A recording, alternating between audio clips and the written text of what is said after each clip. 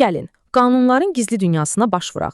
Bütün qaydaları idarə edən o dəqiq iyerarxiyanı birlikdə açaq. Heç düşünmüsünüz, iki qanun toqquşanda hansı keçərli olur? Cavab çox sadədir, normativ aktların iyerarxiyası. İlk öncə əsas anlayışa baxaq.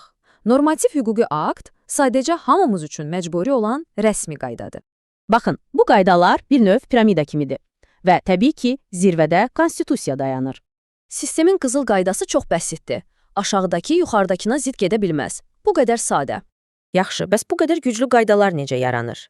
Gəlin onların yaranma prosesinə, yəni mətbəxinə baxaq. Deməli, hər qanunun 5 mərhələli bir həyat hekayəsi var. Plan, təşəbbüs, qəbul, qeydiyyat və rəsmi dərc. Və bütün bu prosesdə əsas məqsəd qanunların konstitusiyaya uyğun, şəffaf və ədalətli olmasıdır. Gəldik ən maraqlı yerə. Yaxşı, bəs qüvvədə olan qaydalar bir-birinə zidd olanda nə etməliyik? Birinci qayda. Yuxarıdakı həmişə udur.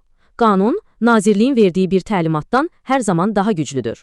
Yaxşı, bəs gücləri eynidirsə, onda xüsusi qayda ümumi qaydanı üstəliyir. Və üçüncü qayda, təzə köhnəni sıradan çıxarır. Yəni, yeni qanun köhnəni avtomatik olaraq ləğv edir. Yəni, bir hüquqşünas ziddiyyat görəndə 2 addım atır. Əvvəl iyerarxiyaya baxır, sonra xüsusi və yeni qaydaları yoxlayır. Bəzən də problem qaydaların çoxluğu deyil, əksinə, heç olmamasıdır. Buna hüquqda qanunvericilik boşluğu deyilir. Bu boşluğu doldurmaq üçün sistemin bir aləti var, analogiya, yəni oxşar bir vəziyyət üçün olan qanunu tətbiq etmək. Bunun da 2 yolu var. Ya oxşar işə aid qanun tapırsan, ya da ümumi hüquq prinsiplərinə əsaslanırsan. Amma burada çox vacib bir qırmızı xətt var. Analogiya ilə kiməsə cəza vermək və ya vergi tətbiq etmək qəti qadağandır. Gördüyünüz kimi, bütün bunlar sadəcə texniki detallar deyil. Əsas məqsəd ədaləti qorumaq və sui-istifadəni önləməkdir. Hər şey açıq olmalıdır. Qanun layihələri müzakirəyə çıxarılır ki, hamı məlumatlı olsun və rəy bildirə bilsin. Həmçinin bu sistem korrupsiyaya qarşı bir qalxandır.